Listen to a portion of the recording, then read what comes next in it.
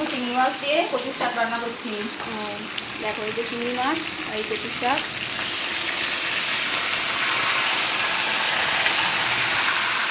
খেতে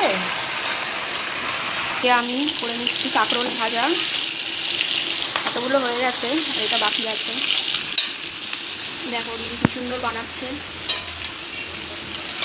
আগে একটু সিদ্ধ করে নিবি, বুঝলি তো? এর পরে পরে যখন তুই করবি আগে একটু সিদ্ধ করে নিবি।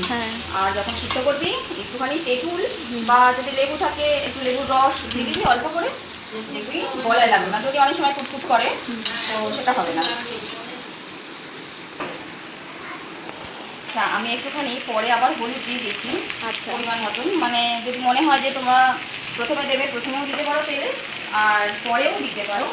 যদি না হয়, মনে হয় যদি কম হয়েছে, তো ওই জন্য আমি আরেকবার দিয়ে দিলাম। আর দেখো লঙ্কার গুঁড়োটা একটু বেশি করে দেবে। অবশ্য যারা ঝাল খেতে পারে না তারা দেবে না, আমরা খুব ঝাল খেতে পছন্দ করি বলে একটু লঙ্কার গুঁড়োটা একটু বেশি লাগে আমাদের।